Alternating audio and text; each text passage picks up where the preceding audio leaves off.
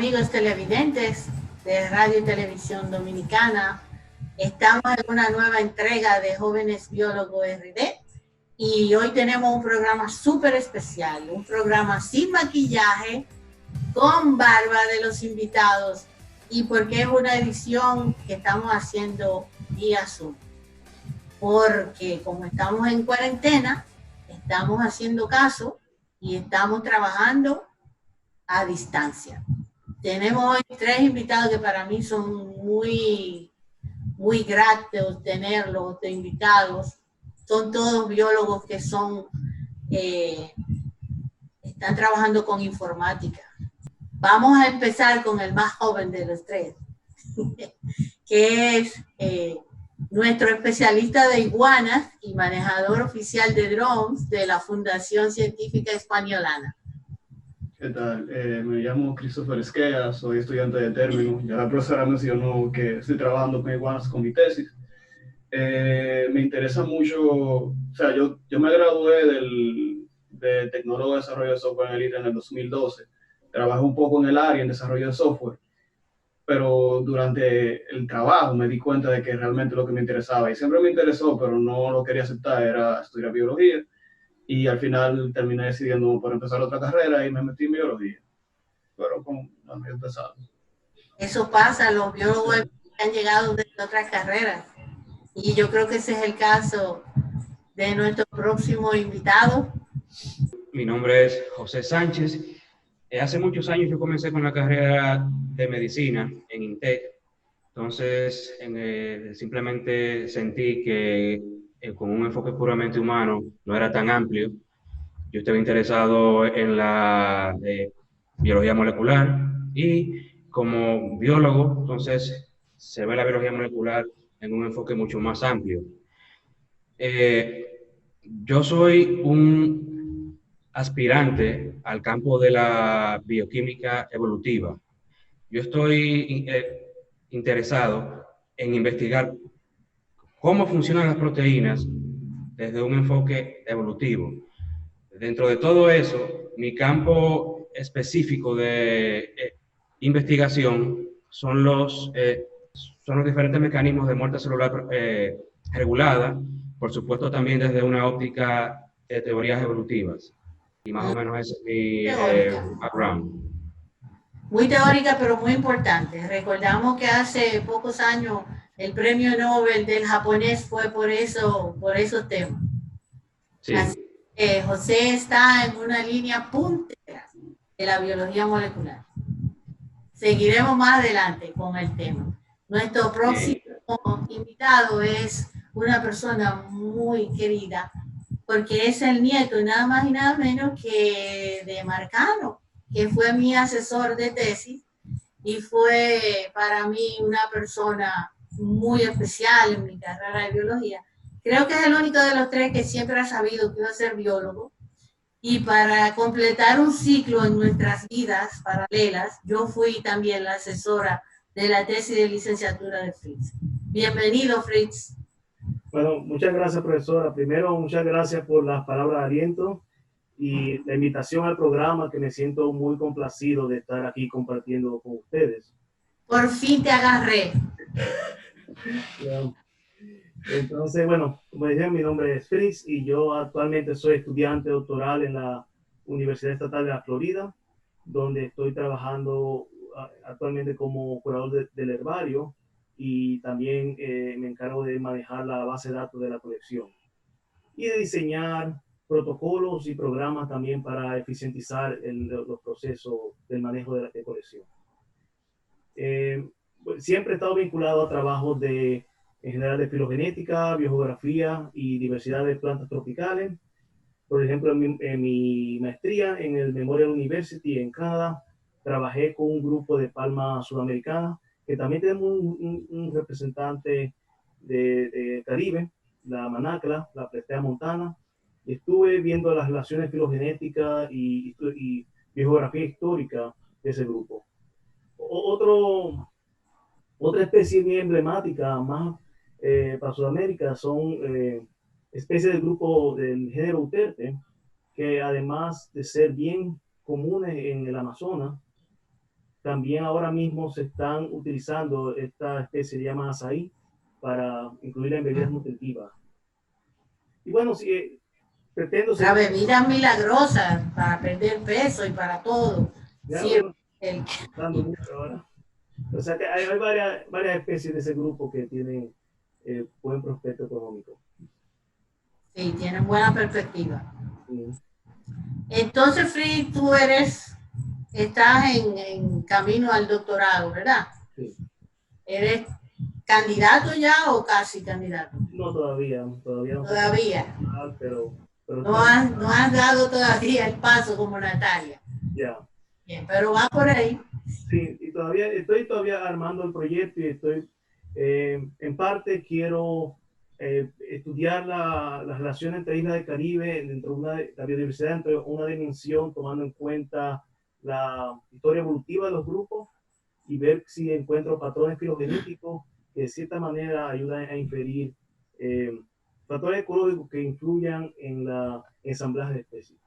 Sí, tú eres como una especie de punto donde se unen los temas de Chris y los temas de José. Chris está enfocado al uso de las herramientas computacionales o softwares novedosos que hay ahora para estudiar la distribución de las iguanas, y José está enfocado directamente en la evolución de ese complejo que hace que la muerte celular sea regulada y también pueda ser programada. Es súper interesante. Dios los cría y ellos se juntan. Chris, ¿podemos volver ahora contigo para hablar de tu proyecto de tesis? Sí, bueno, si puedo empezar, realmente el tema comenzó cuando yo trabajaba en el Ministerio de Medio Ambiente. Uno de los viajes que me tocó ir o sea, necesitaban personal para monitorear las iguanas en Baní, que es donde el epicentro de donde comenzaron a reproducirse la iguana verde de República Dominicana. ¿Qué pasa? Yo me di cuenta que el proceso de búsqueda y de monitoreo era muy poco eficiente. En el momento de que uno duraba 3 o 4 horas buscando 2 o 3 iguanas, a veces aparecían 50, a veces aparecían 20, a veces aparecían pocas, y realmente no había como una metodología específica. Entonces me empezó a interesar el tema porque noté que había un patrón de distribución muy relacionado al agua. Precisamente la iguana vive cerca del agua. O sea, si estudia la biología, va a estar relacionado a eso. Y en una de las tareas de la carrera, ya cuando estaba terminando, me tocó hacer una pseudo tesis que tenía que ver con eso. Entonces yo me decidí por hacerla con la iguana. ¿Qué pasa? Yo tomé un programa que se llama QGIS para crear mapas, y el mismo te permite hacer una simulación de ríos. Ese fue mi approach, mi acercamiento a la distribución, mi aproximación a la distribución de especies, utilizando los puntos que yo tenía de trabajo, más la cercanía a los ríos o a la simulación de los ríos. Pero pasa entonces yo no tenía mucha información, mucho conocimiento de modelos de modelaje de distribución, que algunos se llama modelaje genético, y el que estoy utilizando se llama máxima entropía, que lo que busca es no te dice exactamente dónde está, pero busca un modelo de distribución potencial de la especie, digamos. La manera en la que lo hace es correlacionando las variables presentes, las variables ambientales presentes en el área, viendo cuáles son los que te dan más score o más puntos dentro de un área, y ahí te da un rango de color entre rojo y azul. Rojo que representan la probabilidad de que aparezca la especie en ese lugar. No te dice que aquí está, pero te dice por aquí puede aparecer. Entonces, gracias a eso, tú haces como una retroalimentación del modelo. El modelo es de aprendizaje automático, o sea, mientras más información tú le metes, más aprende técnicamente. No es inteligencia artificial per se, pero va en camino a eso. Y muchos de los programas de inteligencia artificial ahora utilizan conceptos similares a eso. Entonces, nada, por súper ahí. Interesante. Sí. Porque las iguanas esas son muy difíciles de ver porque son verdes igual que el follaje. Exacto, incluso. un ojeador entrenado. Incluso yo estoy utilizando... Aquí hay una, cuando no son todavía a nivel que están en Puerto Rico, por ejemplo. Entonces, no es tan fácil como parece, ¿no? Entonces, no. Es muy útil tener una aproximación como la tuya porque te reduce muchísimo el trabajo de tiempo en campo, que es una... No solo eso, que por ejemplo... La biología. Organizaciones como el Ministerio del Medio Ambiente que tienen personal limitado y recursos limitados, o sea, por más grande que sea, claro, tú nada más tienes, qué sé yo, 10 o 20 personas que se pueden dedicar de lleno a eso y no va a dar abasto para el país entero. Entonces, mientras más tú eficientices la búsqueda y el trabajo de campo, mejores serán los resultados. Entonces, en base a eso, tú también puedes dar información a los locales para decir, mira, busquen por aquí, cosas así. Por lo menos para esa especie, pero este tipo de modelo se puede aplicar para todas las especies y casi para básicamente todo organismo que tenga una correlación con nicho, cosas así, que no sea generalista. ¿No? Exacto. Sí, porque la iguana es arborícola. Debemos aclarar a los amigos televidentes, principalmente arborícola, puede estar en otros hábitats, pero aclarar para los amigos televidentes que no es la iguana endémica de aquí. No es la rinoceronte ni tampoco es la ricordi, es la iguana verde que se encuentra desde la mitad de Sudamérica, o sea, la parte de arriba, entre los trópicos del Cáncer y los trópicos del Capricornio. No sé si eso es muy técnico. Es básicamente entre la mitad de Brasil y la mitad de... La distribución muy amplia. Entonces, muy difícil. O sea, básicamente nosotros estamos en su área óptima de vida, en su sitio óptimo de vida, y aquí puede ser que se explote. Y no es nativa, ha sido... Hay una discusión de si es introducida o si llegó de manera... No, es introducida, pero pudo debido a haber alcanzado. En algún momento en el futuro pudo haber llegado, por lo menos es mi observación en base a lo que yo he visto en la literatura y en lo que es la iguana. O sea, no me sorprendería. Y en lo que se ha propagado en todo el país, ha aumentado los avistamientos. Exacto, en los últimos 20 años, de hecho, no los últimos 20 años, los últimos 6 años, ha aumentado muchísimo. O sea, del 2010 para atrás no se veían tanto. Y del 2010 para adelante empezaron a aparecer igual en todos los lados. Eso quiere decir que la población llegó a su punto óptimo de distribución. Ya los seres humanos, porque jugamos un rol muy importante en la distribución dentro de la isla, que nosotros llegamos a llevarlo a otros sitios como Bávaro, que hay otra población establecida allá, por las romanas también se cree que hay otra, en el norte posiblemente hay otra. Entonces, nosotros fuimos los que nos encargamos de distribuirla. La iguana sola por sí no hubiese llegado a su sitio, por lo menos en mi observación de cómo se probablemente. Pero la cordillera central, pero eso no lo sé. Eso es como uno de los resultados esperados de tu tesis. Exacto, eso todavía hay que ver. Cuando termine el análisis que está haciendo con tu software cuasi inteligente Maxent. Sí, me permite agregar un poco más antes de terminar. O sea, yo, aparte de Maxent, estoy utilizando el espectro electromagnético infrarrojo para detectarla con drones. Yo me di cuenta de la posibilidad de utilizar esto porque la forma en la que... Esa es una de las innovaciones de tu trabajo. Exacto, o sea, la innovación no es tanto por el uso de la o sea, es por haberme dado cuenta de la posibilidad de detectar las iguanas. Es una forma barata, porque hay cámaras infrarrojas que son muy caras, y que me permitirían ver la iguana a simple vista, pero tiene muy poca resolución. En cambio, yo puedo coger una cámara que ya está diseñada para detectar el espectro infrarrojo en alta definición. Infrarrojo, no, infrarrojo cercano, no el termal, que es diferente. Para aterrizar un poco el tema también en la informática, está de más decir que todo eso que hemos mencionado son softwares y que están relacionados y que es un trabajo que tiene que hacer entrenando el programa, haciendo pruebas, y es un trabajo básicamente que tiene que hacerse en la computadora y manejar no solamente el Maxent, sino cualquier otro software que tú quieras usar, porque es compatible con, no solo con el QGIS, sino con otros software también de elaborar mapas, que es importante cuando estamos hablando de distribución. A mí me gustó mucho tu tema, confieso que tuve que aprender para poder ayudarte. Y me gustó tanto el tema que ahora Chris trabaja en 2 proyectos que son financiados por Fondosit de nuestra escuela de biología.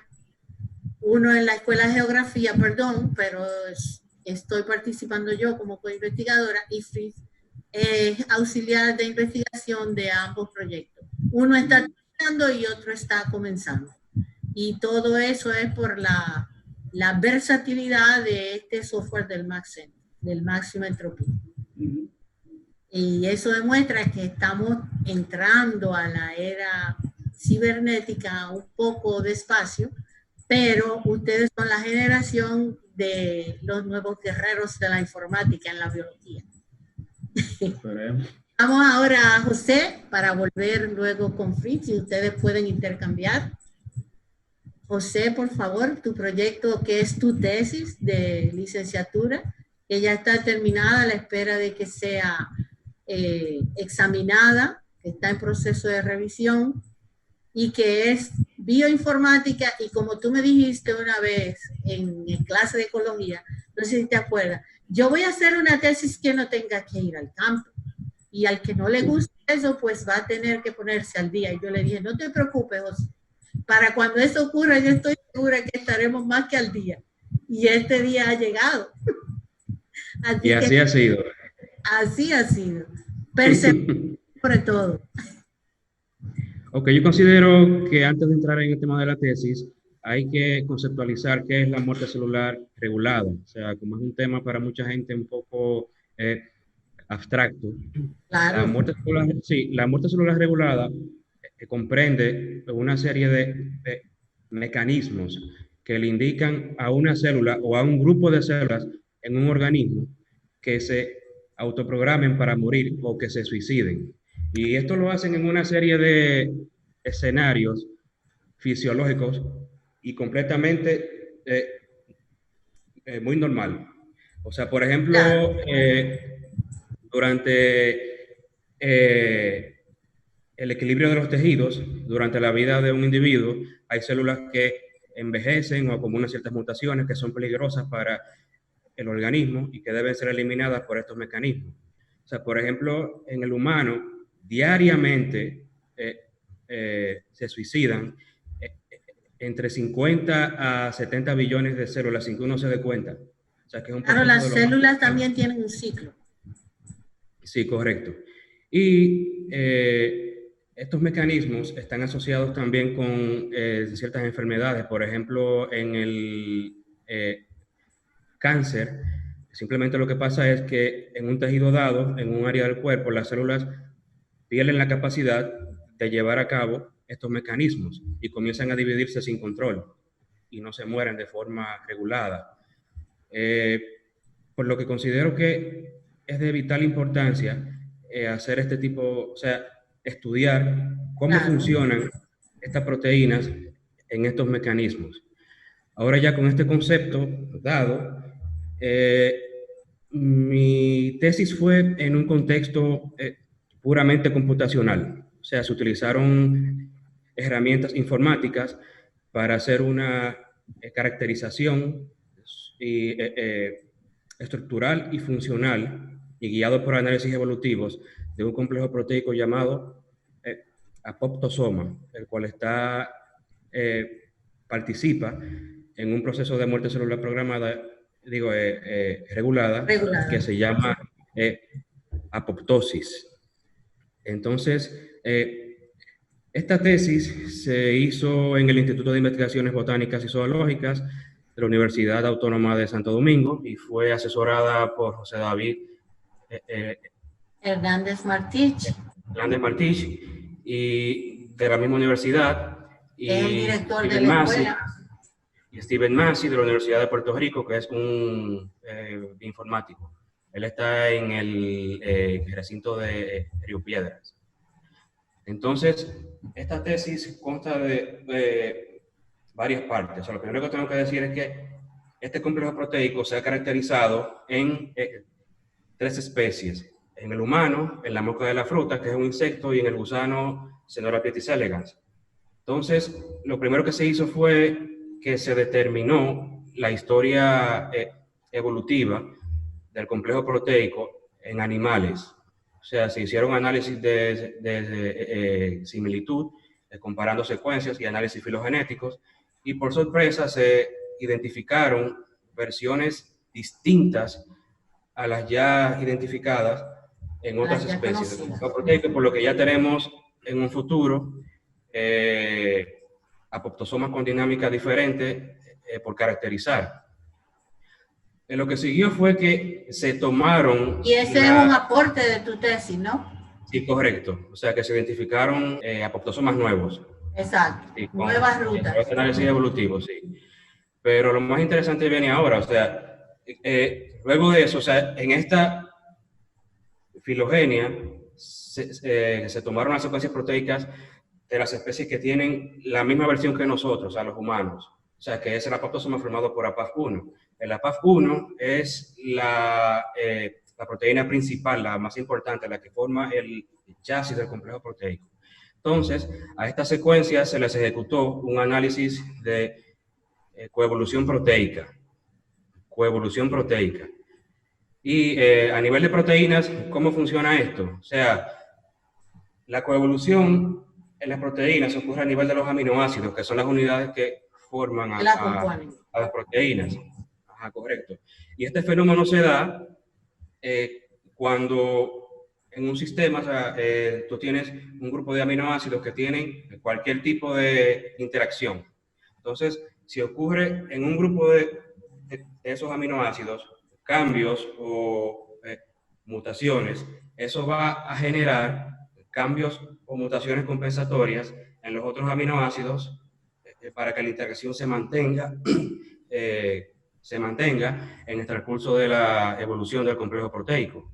O sea, de modo que aminoácidos con signo de coevolución dan una fuerte señal de que tienen algún tipo de interacción. O sea, de modo que, al fin y al cabo, estos datos evolutivos se usaron para hacer inferencias sobre la estructura y el funcionamiento del complejo proteico.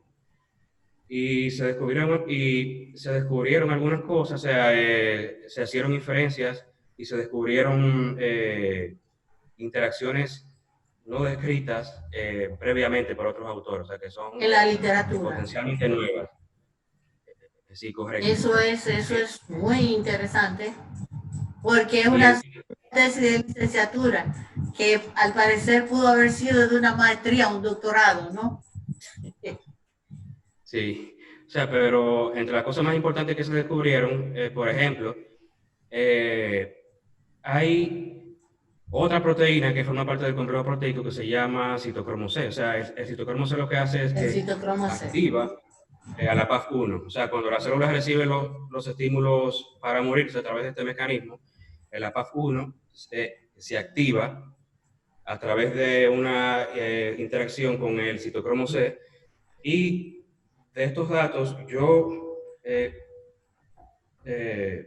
propuse, o sea, un modelo más detallado, o sea, sobre cómo el citocromo C interactúa con el APAF1, causando cambios conformacionales durante su activación. Describiendo en más detalle la secuencia. ¿Cómo? Describiendo en más detalle la secuencia en que ocurren esos cambios. O sea, en diferentes, en las 3 grupos estudiados. Bueno, o sea, lo que pasa es que yo trabajé con, o sea, la parte de coevolución fue solamente con la versión de APAF1. O sea, lo que pasa es que la parte de la coevolución proteica se hizo con un servidor que te detecta patrones de mutación similar en los aminoácidos. O sea, lo que se asume que es coevolución, o sea, están coevolucionando. Entonces, una cosa que el programa te hace es que te clasifica esos aminoácidos con signo de coevolución en clústeres. Y como están en grupos, como están organizados, o sea, por agrupaciones, yo pude inferir, o sea, la relación en cómo van actuando. Y eso fue lo que me permitió, en base, hacer un modelo más detallado sobre cómo el citocromo C activa a la PAF1 durante la formación del complejo proteico. Otra de las cosas que se descubrieron. Para eso precisamente es que necesitamos esas herramientas informáticas, porque son una cantidad de datos que a veces no nos imaginamos. Estamos hablando de células, de moléculas, de proteínas y de aminoácidos, pero son por millones. Entonces, y entonces las relaciones y las conexiones y cómo se activa y cómo se cambia un componente de otro, a veces solamente una sola molécula le da una característica totalmente diferente a una de esas enzimas. Estamos hablando de proteínas, pero también de enzimas. Y es increíble, para poder manejar toda esa data necesitamos esas herramientas informáticas. Sí, correcto. Y un aspecto que es importante también con relación a las herramientas informáticas es que te detectan fenómenos que son muy difíciles de identificar con procedimientos experimentales de laboratorio. Exacto. O sea, y eso es un punto importante. O sea, por eso ejemplo, son tan necesarias. Sí, correcto. O sea, por ejemplo, en el concepto de mi tesis hay un tipo de interacciones que se llaman interacciones alostéricas. O sea, que aquí los aminoácidos interactúan a distancia. O sea, un ligando se une a un área de una proteína y eso causa un cambio conformacional en otra área que está lejos. En otro lugar. Y experimentalmente eso es muy difícil, o sea, identificar de nuevo. O sea, por lo que con estos análisis de evolución proteica, coevolución proteica, yo identifiqué muchas interacciones alostéricas en el complejo proteico que no se habían identificado antes. Era también un aporte nuevo, pero por supuesto, este trabajo se hizo en un contexto teórico y esos datos deben ser validados experimentalmente. O sea, estos análisis informáticos servirán de guía, o sea, para que puedan ser validados en el laboratorio. Claro, pero si no se hacen esos modelos primero y esos estudios a nivel teórico, no hay forma de enterarse de qué es lo que está ocurriendo tampoco. Y de ahí la importancia de los software, de esas herramientas para poder entender el funcionamiento de ese mundo. Sí, correcto. Claro. José, dime una cosa, ¿y cuántos software diferentes tú utilizaste en tu tesis? Bueno, alrededor de... Porque yo la estuve leyendo y la verdad es que yo no alcancé a contar. Son muchos. Me mencionabas 3, 4 diferentes. O sea, son muchos, son de entre 15 a 20 más o menos, o sea, son muchos. Es más o menos. Porque, que cada vez que te encontraba un escollo, ¿no?, en el desarrollo de tu trabajo, tenías que buscar una nueva herramienta, entrenarte en el uso de ella y convencer a los asesores de que ese era el camino a seguir. Sí, correcto, sí. Es por eso dije, tu trabajo es la persistencia, la historia de la persistencia. Sí, sí, definitivamente, sí. Sí, lo que pasa fue que Pero valió la pena, yo creo. Claro. Tú has hecho... El esfuerzo valió la pena. Tú eres pionero en el área de la biología molecular ahora mismo. En el país, sí. Dominicana. En el país, sí. Es increíble. Y el instituto, el IBZ y su directora Ruth Bastardo tienen ahí, se marcaron un punto por haber confiado en tu trabajo cuando nadie a lo mejor pensaba, usted está loco.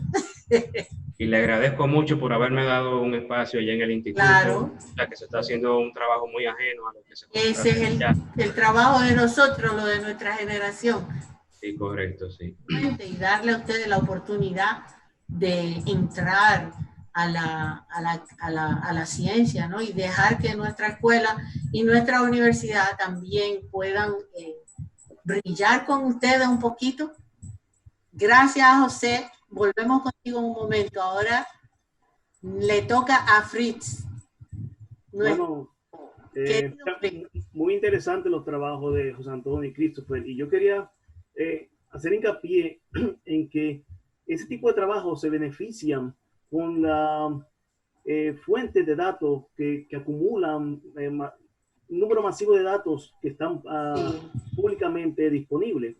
Por ejemplo, tenemos el GenBank, que es una base de datos donde se publican secuencias que están públicamente disponibles y casi, bueno, es un requerimiento de muchas publicaciones, muchas revistas requieren que si uno publica en ellas necesita poner disponible libremente sus datos de secuencia en esta base de datos.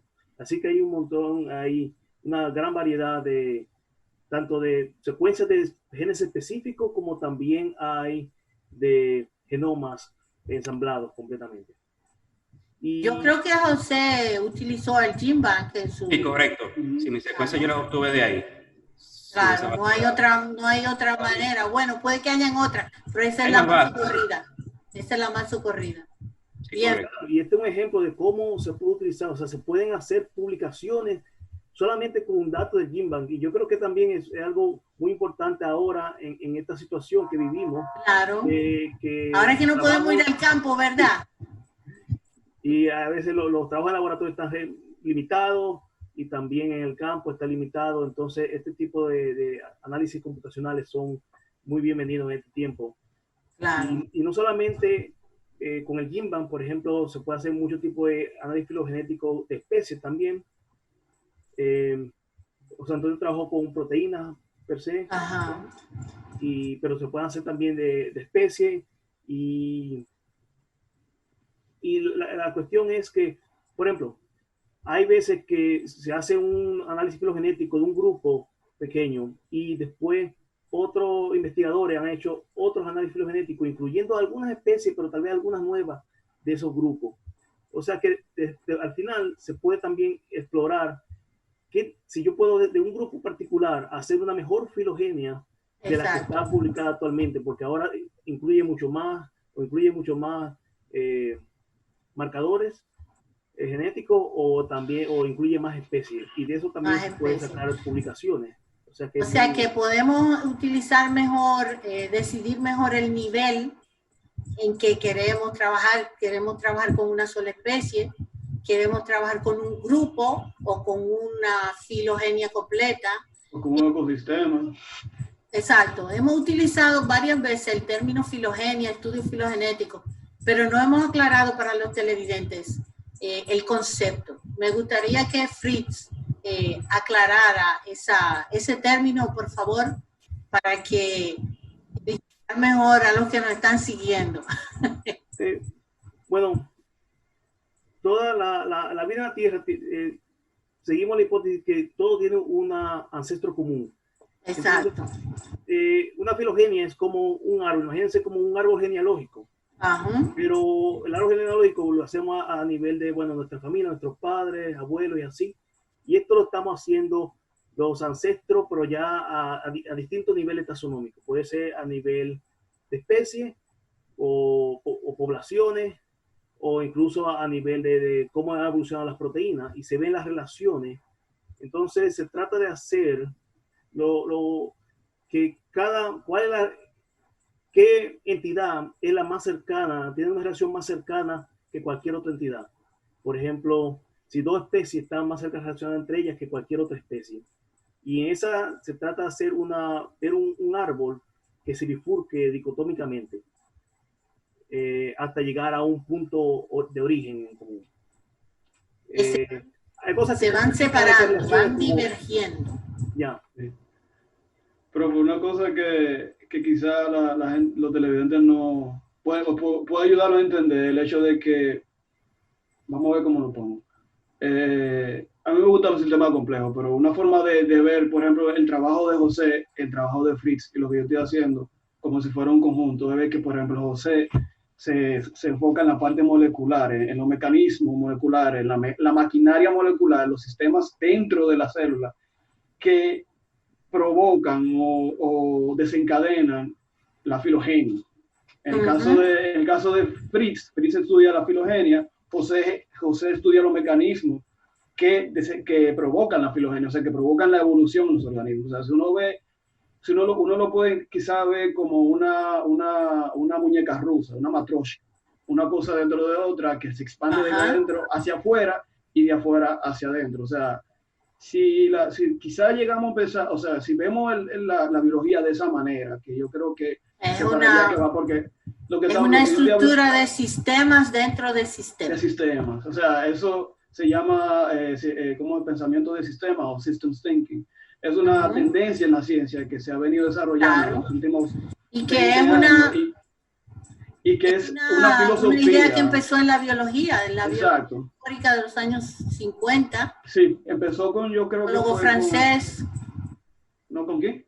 Alamfi, la biología teórica. Y de ahí comienzan los informáticos. Toda la ciencia informática está basada precisamente en el pensamiento biológico de sistemas, realmente. De hecho, ellos utilizan el término ecosistema informático para hablar de la relación de varios sistemas. Luego de ahí se generalizó en los años 60 y ya la informática cundió como la verdolaga, porque claro está, la aplicación práctica de las informáticas son mucho más efectivas que las de la biología. Precisamente porque te permite ver procesos que tomarían millones de años, te lo permite ver en 10 horas, por ejemplo. Sí, depende del proceso. Y que eso precisamente... El aporte de los modelos también, que la gente les llama de los matemáticos. Se valen de la matemática, pero lo que hacen es registrar y documentar un proceso que puede ser de millones de años, como tú dices, pero te lo aporta y te lo resume. Porque lo que comprimir y compactar toda esa data, toda esa información, ya sea de célula, de clima, de lo que sea. Las matemáticas son justamente la vía. Y nació de la física. O sea, bueno, por lo menos uno de los primeros conceptos que yo leí fue el de Erwin Schrödinger. ¿Cómo es Schrödinger? Sí, que fue con su manuscrito de What is Life. O sea, yo recuerdo no recuerdo dónde lo leí, pero yo creo que fue uno de los libros de biología básica, que decía que la biología es la hija de la física y la química. Pero no te dice más, o sea, eso no te dice mucho si tú no estudias, por ejemplo, los mecanismos moleculares de evolución por ejemplo, del apoptosoma o de la apoptosis. O si tú no ves los procesos ecológicos que van relacionados a la apoptosis, porque si tú, por ejemplo, no tienes muerte celular, tú no puedes tener desarrollo. O sea, tú no puedes tener desarrollo per se, pero tú tampoco ves eso. Entonces, cuando tú le llevas a la filogenia, se hace un poco, sí, eso mismo. Frío, ayuda mucho en ahí, sí, que estoy un poco perdido. Si tú lo llevas a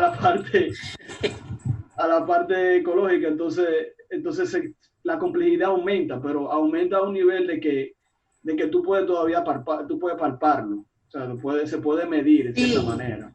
Es más complicado y eso precisamente es lo que plantea José, que ahora, después de su tesis, que se quedó un poco en la parte teórica, tenemos que generar nuevos modelos para poder aplicar y conseguir a nivel experimental probar esas teorías y esas tendencias que él ha encontrado en sus análisis y en sus comparaciones. Fritz, voy a coger ahora de nuevo el bate. Y hay que tomar en cuenta que, bueno, este tipo de análisis filogenético no se pudiera hacer sin las herramientas computacionales que tenemos hoy en día. Claro. Las herramientas que tenemos ahora son muy limitadas para lograr lo que de verdad se quiere. Por ejemplo, sí, tenemos demasiado datos y las herramientas nos están quedando chiquitas.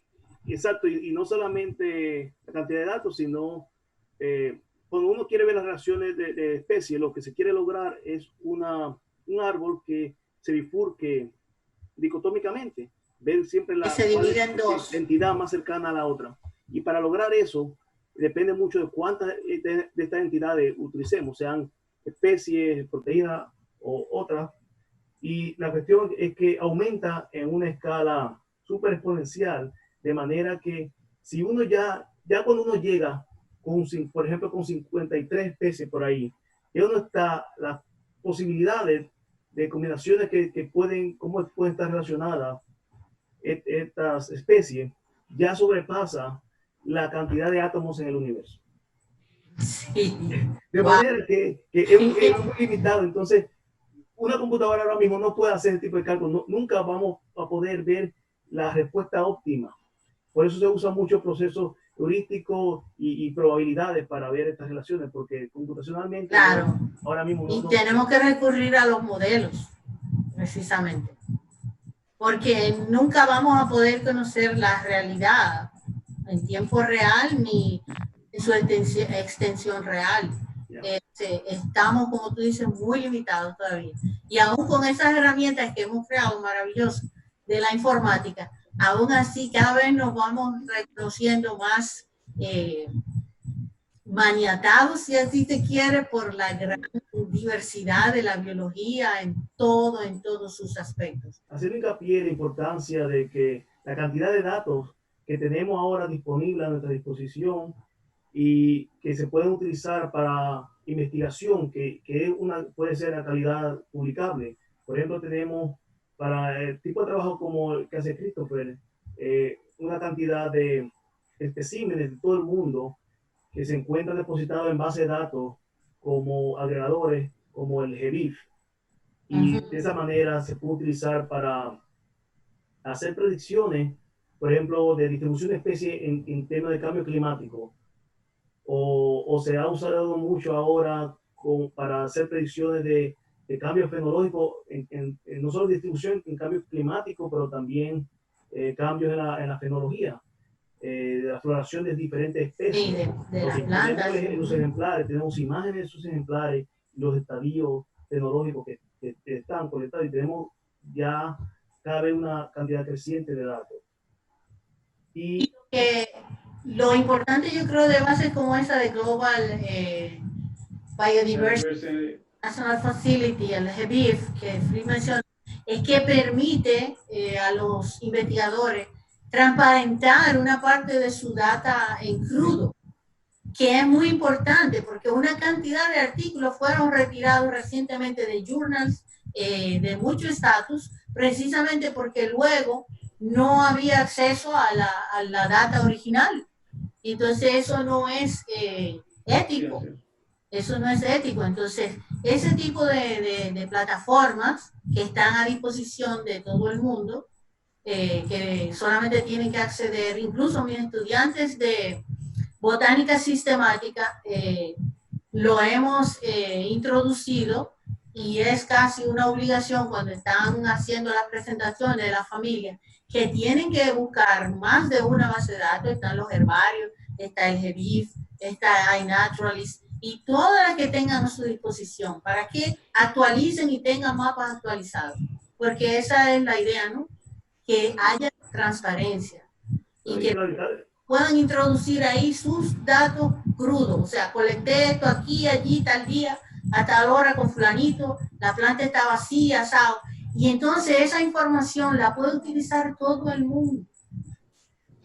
Sí, totalmente, y cada vez hay más de esta plataforma, como Editvario es otra que está popularizando, principalmente para las aves. Y sí, hay eBird para aves, y que más basado en observaciones que otra cosa. Y también no solo eso, sino hay otros tipos de repositorios de data, como el Dryad y el Picture, que son espacios donde los investigadores también publican sus datos crudas, por ejemplo, de análisis en el campo, o también secuencia genética o árboles filogenéticos creados. Y en muchas revistas inclusive es un requerimiento que esa data esté pública en ese tipo de repositorios. Claro, sí, ahora es muy común ver que la parte, sale el artículo en la revista, pero hay un acceso, un link para revisar la data que está en digital. Ahora yo quiero que Fritz retome con su trabajo. ¿Qué programa tú estás desarrollando en el herbario, Fritz? Que nos dicen cómo manejar esa cantidad de información que tenemos acceso ahora. Sí, bueno, en términos del herbario, en parte de manejo de herbario, hay muchas posibilidades para manejar los datos. Por ejemplo, hay colecciones que trabajan con sus bases de datos hechas especialmente para esas colecciones. Por ejemplo, el herbario que trabajo tiene una base de datos en MySQL que para ese manejo de datos, pero también uno puede ir viendo cómo puede aportar. Por ejemplo, ahora yo estoy trabajando unas aplicaciones para el herbario utilizando lenguaje de programación como Python y una base de datos de grafos como es Neo4j, que permite, la intención de esto es monitorear el espacio del herbario, por ejemplo, predecir cuál espacio del herbario va a tener más especímenes en el futuro y cómo ir manejando esto, y también permite que podemos cambiar el orden de la colección, por ejemplo, porque a lo mejor no hay dinero para agrandar el espacio del herbario. Entonces tenemos que manejar muy eficientemente cada gabinete. Claro, y también una forma de justificar fondos. Por ejemplo, mire, claro, si una predicción que en tanto tiempo no va a haber espacio en el herbario, necesitamos fondos para buscar o espacio, gabinete o así. Pero también el manejo de plagas. A veces uno de los problemas grandes de herbario es que tenemos insectos que llegan y bueno, van a destruir la colección. Y hay que buscar formas de cómo... Con el trabajo que ha dado. Ya. Y bueno, la idea de la aplicación también es ver cómo analizar pasadas momentos en que, por ejemplo, han sido afectados ciertos gabinetes y ver en el futuro, bueno, cuáles son más susceptibles a esta plaga. Eso en términos de manejo de herbario, pero en términos de análisis de data, hay que pensar también herramientas. Uno tiene todas estas herramientas que ya están disponibles para analizar datos, pero algo importante es que, bueno, cómo uno descarga toda esta información y hace sentido, la limpia y transforma la data. Y eso es muy importante, que a veces la persona, los investigadores no piensan y hacen algo muy manual y toma un montón de tiempo y muy difícil encontrar patrones. De manera que tenemos que pensar, por ejemplo, para manejar datos del GenBank. El GenBank provee herramientas como un API que permite comunicarse directamente a la base de datos y hacer pedidos específicos sin tener que ver con la interfase gráfica que ellos proveen. Y eso da mucha flexibilidad al momento de elegir cuáles son explorar, por ejemplo, cuáles especies hay disponibles, cuáles marcadores hay para tal y tal especie, y ver con cuáles datos yo puedo trabajar. Y igualmente para manejar datos de agregadores como el GBIF y IDBio, hay que hacer mucha transformación de data y limpieza de datos, entre comillas, porque son muchos proveedores que cada uno escribe de una manera. Inclusive algo que tiene con datos del Caribe es que, bueno, hay mucha gente que dice, bueno, Caribe lo ponen como un país o ponen Isla del Caribe como state, hay mucha variabilidad. Sí. Y todo eso porque depende del proveedor, y si el proveedor conocía bien esa área. Sí. Sí. Y así mismo se necesita herramientas, no solamente las que están disponibles, pero yo exhorto a que los estudiantes se empiecen desde temprano a ver cómo crear sus propias herramientas. Principalmente conocimiento de lenguajes como Python y R están muy populares. Especialmente R está es muy común para resolver problemas en ecología. Tenemos aquí un predicador de R, que es el profesor Peña Vázquez. Él el difunto hermano mío también fue uno de los predicadores también originales de R, pero sí, R es un software muy importante. Y yo básicamente... Entrenamiento. Sí, yo uso mucho Python para resolver problemas. Es bastante fácil de entender y leer. Y además, y es muy común ahora en bioinformática, que cada herramienta, lo importante no es cuál herramienta uno elige, pero ver en el área que uno está, qué es lo más usado y qué te permite eficientemente usar herramientas o crear uno mismo. Claro, porque eso te va a permitir interactuar con más socios también. Si tú escoges una herramienta que es muy poco usada, entonces no vas a poder intercambiar ni va a ser compatible. Sí. Importante. Y hay unas que son muy estándar. Por ejemplo, algo que yo sí recomiendo es, porque yo aprender a usar terminales de comando en sistema Unix. Porque si uno va a trabajar con informática, es un requerimiento. Porque, como venimos diciendo, la cantidad de datos tan grande necesita mucho potencial computacional. Y la mayoría de las veces uno tiene que hacer los análisis en servidores, porque las computadoras de uno no dan abasto. Y esos servidores se comunican a través de terminales de comando. Y uno entonces llega a una maestría o doctorado que usa en sus servidores y si uno no está consciente, uno pierde mucho tiempo en esto, tratando de acostumbrarse. Así que es bueno empezar temprano. Sí, disculpa, Fritz. Un ejemplo de eso, de lo que tú mencionas, fue un análisis que yo hice en mi tesis que en mi computadora normal duró 49 horas, o sea, de tantos datos que habían. Y tuve que cambiar de máquina, tuve que comprarme una computadora con mucho más potencia. Y haciendo el mismo análisis, o sea, adivinen cuánto duró. 1 hora. O sea, que por eso es importante. ¡Wow! Del cielo a la tierra, sí puede ser. Es importante también el asunto de la potencia de la computadora. Sí. No solamente eso, precisamente, perdón, el trabajo que estamos haciendo con el proyecto de Miguel Silva, uno de las primeras tareas que me puso fue revisar los nombres de las lista de especies. La lista de especies. Y yo, de hecho, le pedí ayuda a Fritz para eso mismo, porque me puso a hacerlo manual. Y dije, bueno, aquí yo voy a durar mucho tiempo.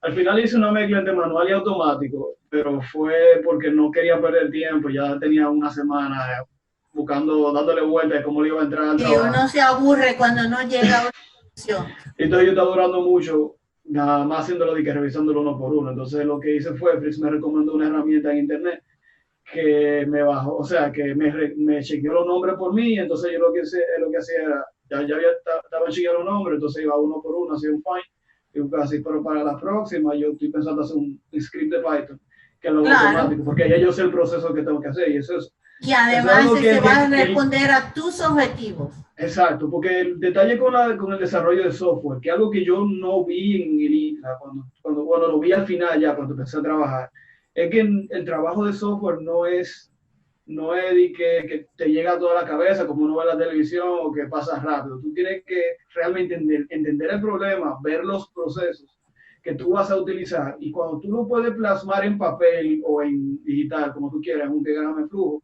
o como se te haga más fácil, entonces ahí tú empiezas a hacer los scripts. Entonces, ¿por qué tú haces los scripts? Que tú tienes que empezar a ver si te funciona o no, dónde está un error o no. Y es un proceso que uno cree que quizá es rápido, pero es rápido para el que ya tiene 10 o 20 años haciéndolo todos los días, o por lo menos de una manera intensiva casi todos los días, que se le hace natural, pero para el que está empezando, el biólogo, el químico, el ecólogo que está empezando a interactuar con estos sistemas, se le va a hacer quizá muy cuesta arriba, lo va a ver que no lo puede hacer, y no deberían rendirse, sino todo lo contrario. No hay que rendirse, porque la más análoga de los 4 soy yo y no me he rendido ni pienso hacerlo. Precisamente. Algo que compensa la falta de experiencia en el aspecto cibernético informático es conocer su objeto de estudio. Eso es muy importante también y hay que fusionar esas dos características. Y el biólogo moderno, el biólogo contemporáneo, tiene que saber hacer eso. Tiene que hacer su tarea, conocer su objeto de estudio y tiene que entonces buscar las herramientas adecuadas y si no las hay, entonces crearlas. Porque es como tú dices, si no se convierte en un proceso tedioso y no tenemos, por ejemplo, el tiempo que tuvo José para crear y buscar y cada vez que encontramos un pollo seguir. No podemos hacer eso. José pudo hacerlo porque era su licenciatura y él estuvo haciendo esa tesis, como tú dices, casi toda su carrera. Ya cuando José entre al posgrado, a la maestría o al doctorado, no va a tener tiempo, como dice Fritz, y tiene que estar preparado. Por lo menos en esa parte de la cibernética, José está con una buena base, pero no es la mayoría del estudiantado de hoy. Y yo quiero que esto sirva de cosas. Lamentablemente se nos ha agotado y tenemos que ir cerrando. Así que quiero darle la oportunidad a Free porque siento que lo dejamos un poco calimocho, pero habrá más programas y más oportunidades. No, claro, yo creo que el mensaje, como estaba diciendo, yo creo que el mensaje muy importante es incentivar a los biólogos y distintas áreas de la ciencia a no tener miedo a usar esta herramienta informática y que en verdad hay muchas formas de empezar y puede ser simplemente, yo creo que lo único que necesitamos es la chispa, que en el sentido, porque eso pasó conmigo. A mí me tocó por primera vez usar mucho esto en una clase de informática ya en la maestría, pero desde que descubrí las posibilidades ya me incentivé totalmente y no he parado. Y yo creo que lo que necesita uno es esa chispa para seguir adelante y creo que es muy útil en la carrera de todo que se ciencia y no solo para la vida en sí también. Yo creo que es una filosofía de vida la programación, como un libro que siempre me llamó mucho la atención, que era de automatizar cosas aburridas en Python. Eso me sonó y me llamó la atención. Dije, bueno, es verdad, hay muchas cosas que hacemos manuales que no tenemos la necesidad y no solamente en ciencia, pero en la vida misma. Y se pueden buscar formas más eficientes. Bien, gracias Free por participar. No, Cristo, gracias. Exhortación, por favor. ¿Perdona? La última exhortación. Bueno, no, yo de hecho lo mismo que iba a decir Fritz, lo terminó bien, precisamente no hay que tener miedo. Yo recuerdo que en 2014, Fritz todavía todavía utilizaba Linux, pero él empezó a utilizarlo más o menos para esa fecha, ya yo lo utilizaba, pero realmente no le entraba tanto como después que Fritz lo empezó a utilizar, él le dio durísimo a Linux y al sistema Unix en sí. Y también, qué sé yo, seguí el ejemplo de José, que es una persona a la que yo admiro mucho, porque desde que empezó la carrera él no ha parado a hablar de eso. Y yo lo veía cogiendo la lucha ya en el instituto.